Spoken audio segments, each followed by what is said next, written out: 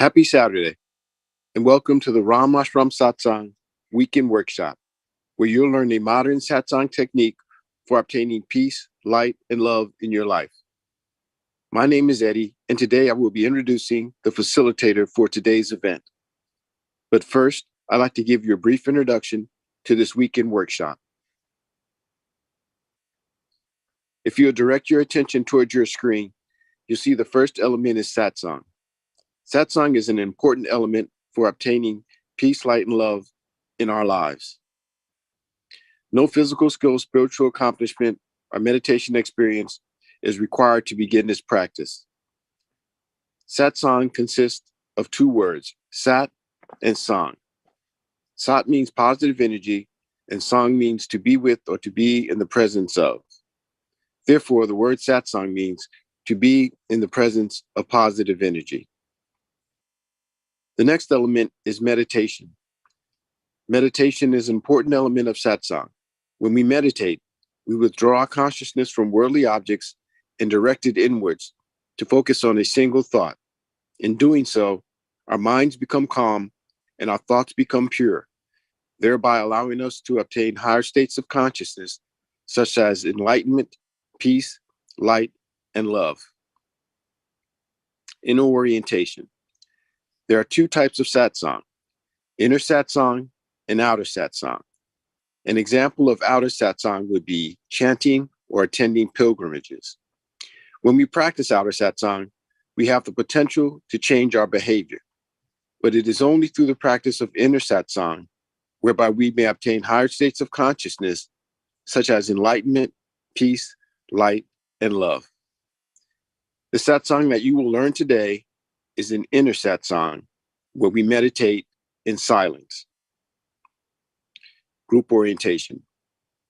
These weekend workshops are structured for group participation. When we meditate as a group, our focus is improved and our progress along our spiritual path is expedited. By regularly attending these weekend workshops, the benefits of group participation are amplified. Joy and inner happiness. All beings wish to experience joy. Joy is the eternal longing of the soul. But only through the practice of inner satsang are we able to obtain higher states of consciousness, such as joy.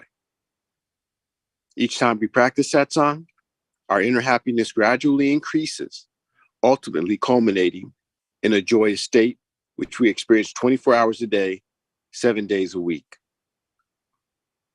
The agenda for today consists of 3 sessions: the informative session, the practice session, and the interactive session. During the informative session, a lecture will be given about a satsang topic, the founder, or some relevant spiritual topic. During the practice session, instruction will be given on how to meditate, followed by a period of practice. During the interactive session, you have the opportunity to ask questions, or there'll be a panel discussion. And now, I'd like to introduce the facilitator for today's event. He has over 40 years of satsang experience. He was born into a satsang family where he experienced his family members obtain states of enlightenment and lead lives of peace, light, and love. At an early age, he began traveling with the mission throughout India, conducting satsangs. Upon arriving here in the United States, both he and his wife continued to hold satsang for local satsangees. During that time, he has led teams of satsang members in translating important satsang literature into English. He has worked tirelessly to make satsang accessible to both Western and English-speaking audiences. And it is because of those efforts that we are able to participate in this workshop today. Currently, he travels throughout India and the United States holding satsangs while maintaining his duties as a husband, a father, and an IT executive. Today, he will teach us a rare and ancient form of satsang as taught by Guru Maharaj. Please join me in welcoming Mr. Sanjeev Kumarji.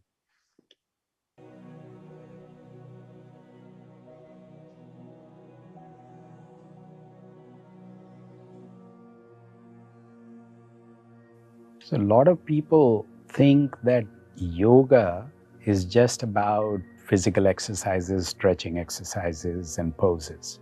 Maybe add breathing exercises as well. So in yogic terms, it's asanas and pranayams. But one of the masters and leaders in yogic philosophy, Maharishi Patanjali, he actually described framework that had 8 limbs. So asanas and pranayams, or physical exercises and poses and breathing exercises, are just 2 of the 8. So what are the other 6? So if you want to understand what really yoga means, then you got to understand the other 6 limbs, because Ashtanga is 8 limbs. So if yoga was a body, then it has 8 limbs. So you cannot just take 2 of them and think that that's yoga. Yoga is made up of these 8 limbs.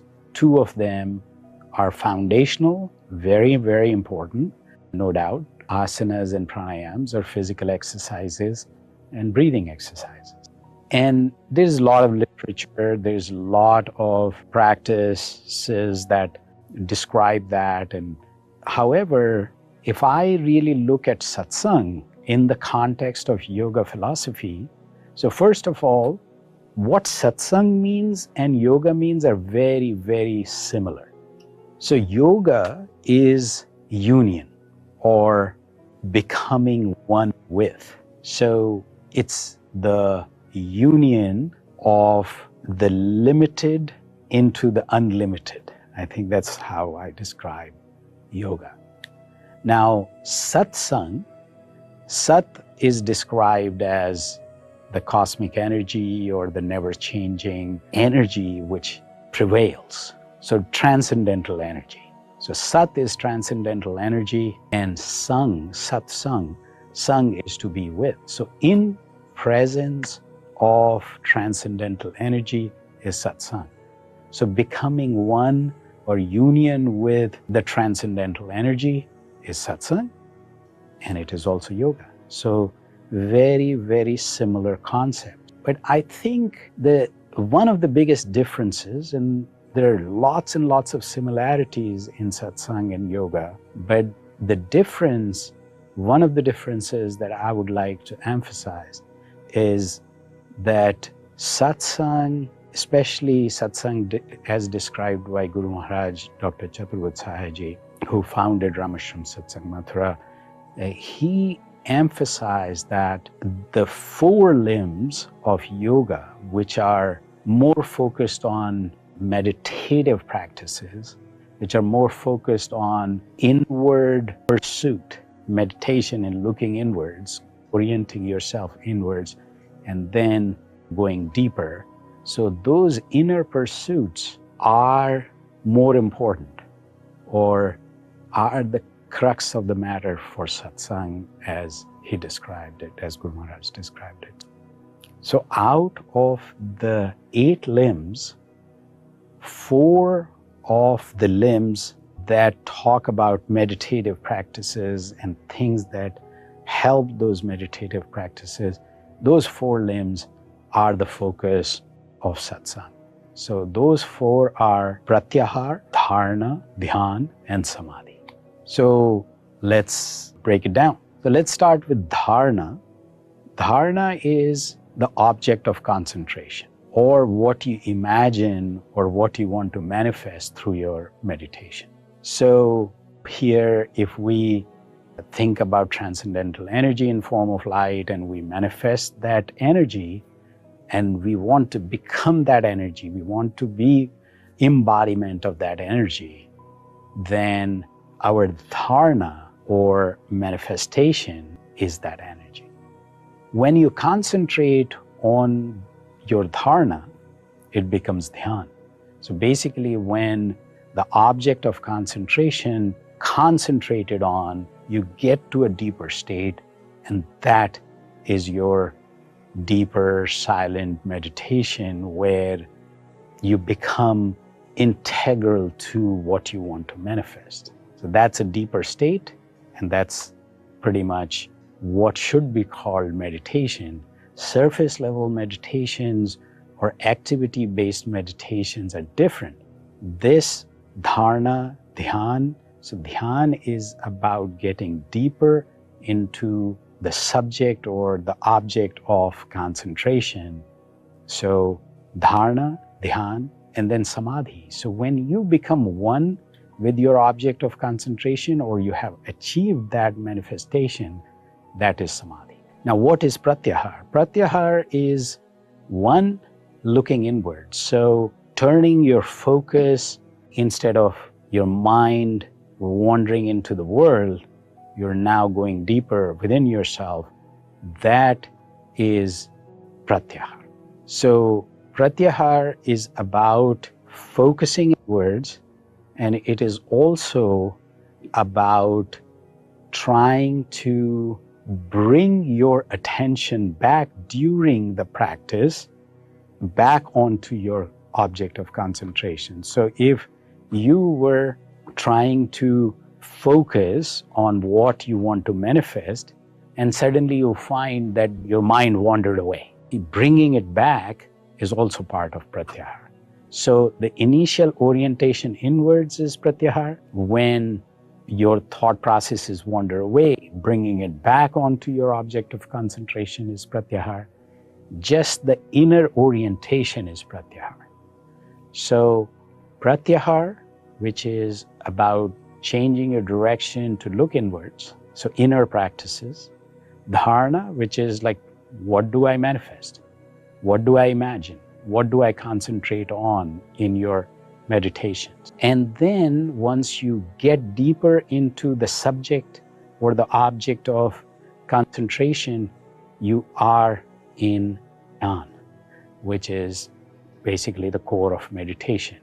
And then samadhi is when you actually achieve your goal of being one with the object of your concentration. So the satsang and yoga are very deeply connected with meditative practices. So if 4 out of 8 limbs of yoga are pratyahar, dharana, dhyan, and samadhi, and satsang focuses on those 4, so there is a lot more common. But the difference is that a lot of yogic practices got lost, or the practitioner lost a lot of time between asanas and pranayams and some other practices, which are just preparation towards the deeper meditative practices. Satsang goes and strikes at the core of those meditative practices.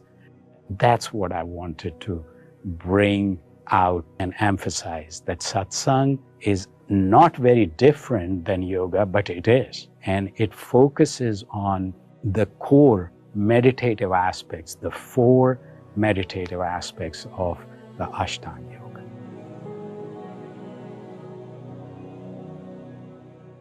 Same instruction, sit in a relaxed posture where your body is relaxed completely and the bodily movement is minimized. Close your eyes, make sure that you feel comfortable,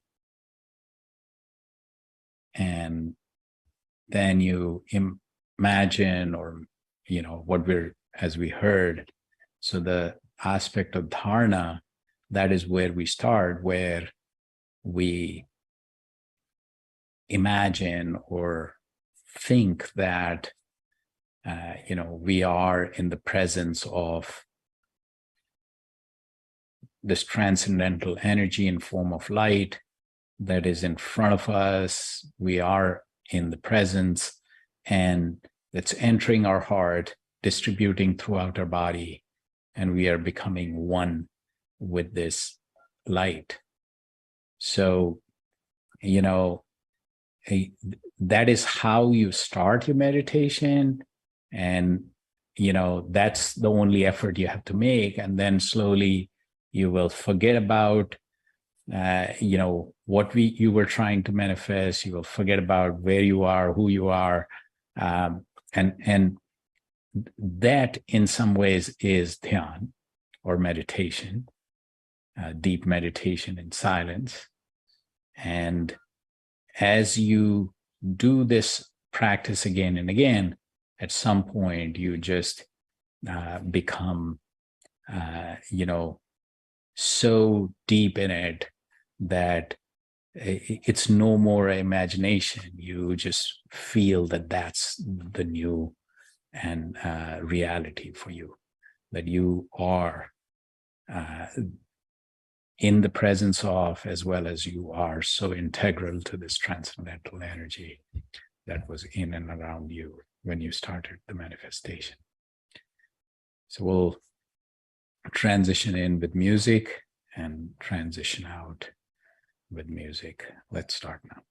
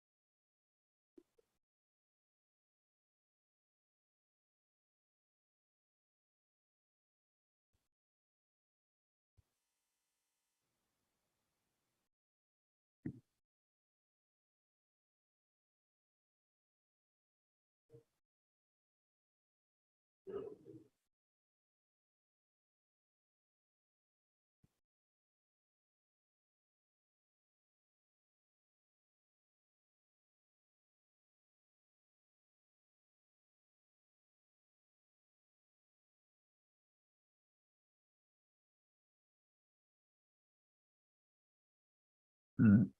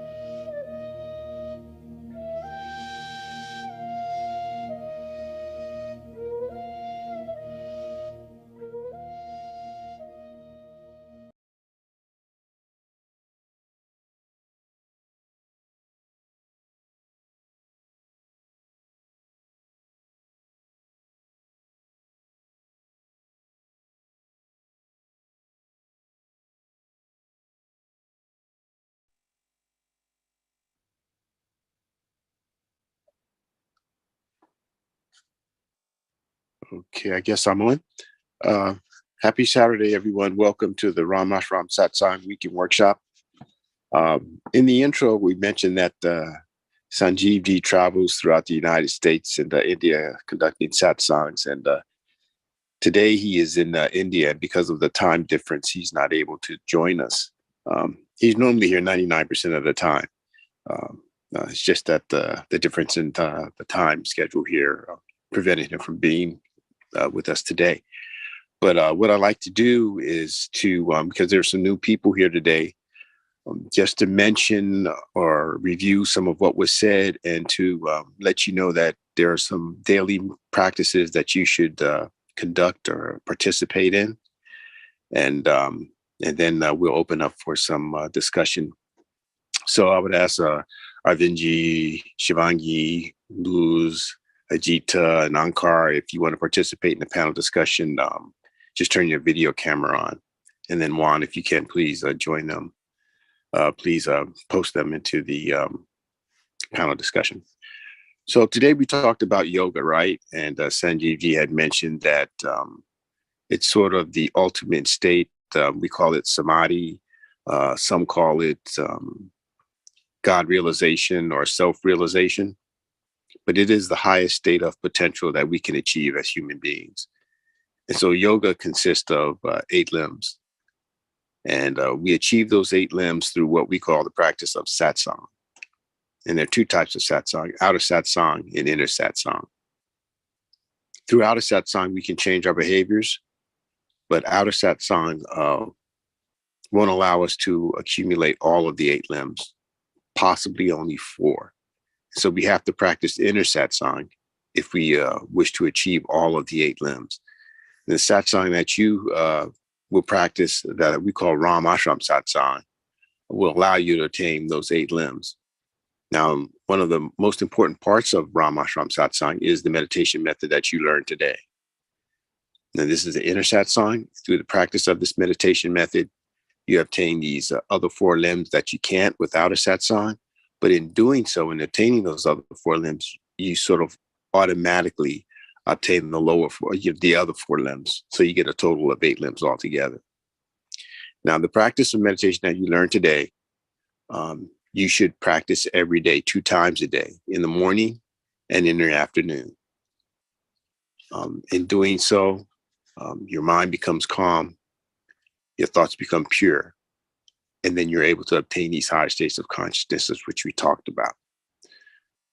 So I'll open this up now for any questions that you may have, and some of our more experienced members will be able to answer any of your questions about benefits, about the experience or expectations, or any particular technical techniques that you may have questions about. So please go ahead and unmute yourself and ask your question if you have any at this time.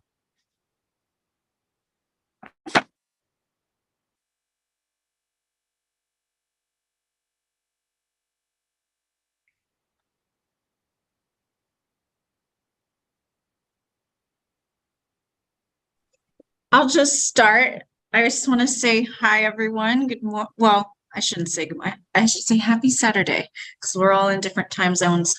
As always, it is just, you have no idea what a gift it is to be able to meditate with you all. I really mean that. Very good, positive energy in this group. I find that for the newcomers, I don't know how new you are to meditation, but I do find this form of meditation extremely effective. And I think that the more you do it, the more still your mind becomes, the better your focus and concentration becomes.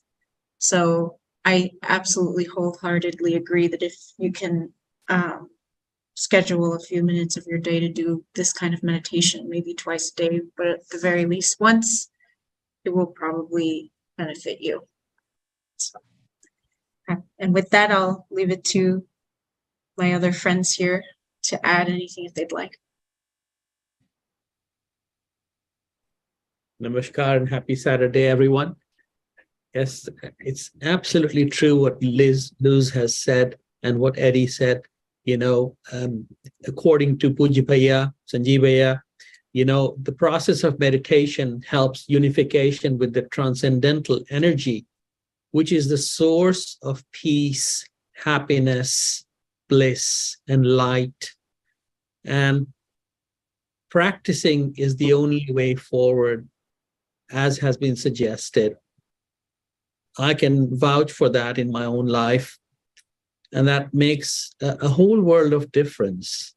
And it brings not only peace and bliss, but the ability to concentrate and the ability to to be calm in all sorts of situations, because life, of course, for all of us is different at different times, and sometimes it's smooth, sometimes it can be like a roller coaster. But to be able to stay calm, peaceful, and in the similar state, this is the best process, and it unifies you, helps unify you with that ever-present transcendental energy, which is the key to success in meditation. So thank you for joining. And again, it is so good. The energy really today, is, you cannot describe it. You can only feel it. So thank you again for joining.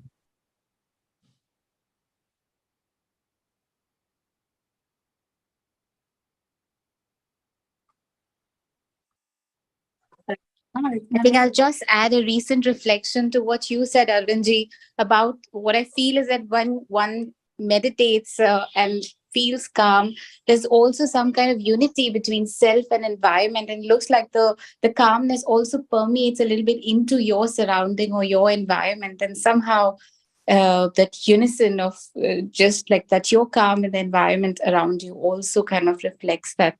So that's also very amazing. Just want to share this reflection. Thank you. Yeah, I mean, I remember Sanjeev Bhaiya's dad, who was also Guru Maharaj's son, used to say the same. An example they would give is, just like in the ocean, there's fish, millions of fish in the ocean. The ocean is calm, but on a stormy day, you'll see a whole bunch of waves, up top of the ocean. But the fish inside are calm and peaceful. They're surrounded by that water. But the fish sometimes, like that, we are surrounded by, as you said, the environment. So we are surrounded by that transcendental energy. But this process that Eddie and Sanjeev ji has brought to us, enables you to feel that transcendental energy. The process of unification or yoga enables you to be able to experience that transcendental energy. So thank you. Thank you. Thank you both. Now, we also have some resources to support you in your satsang practice. Shivangi, if you could mention some of the resources that we have online available to practitioners. I already did. I put some of our links in the chat, so folks can check that out.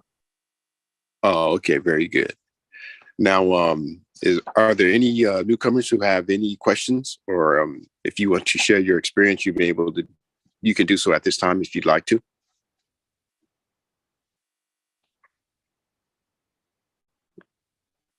Okay, so I'll just mention one more thing before we close.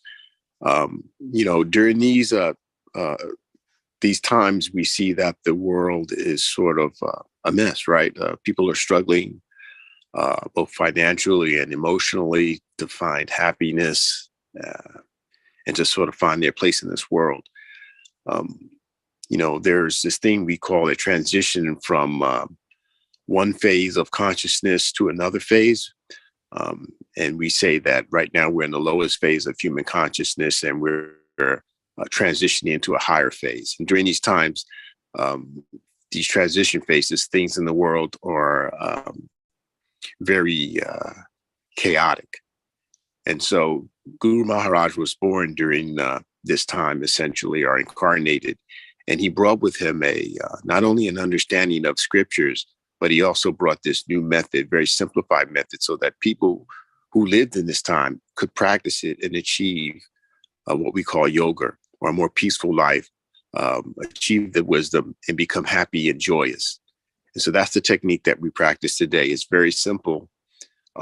It achieves the same thing that more complicated systems of yoga or satsang have in the past, but it's very simple and easy for us to practice, given our schedules, given our mental states, and given the world that we live in.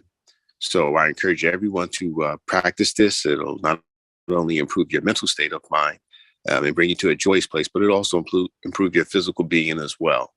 So we have these satsangs every Tuesday and every Saturday.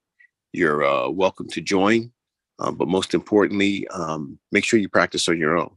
You're going to benefit yourself, and not only yourself, but your entire family. And Sanjeev Ji will talk about this later, how you actually become a source of light for the people around you. And you in that manner can change their lives as well. So again, thank everyone for coming today. And we hope to see you again in the future. And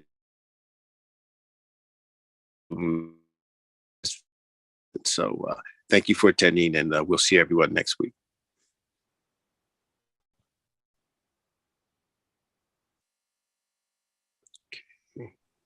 Thank you. Thank you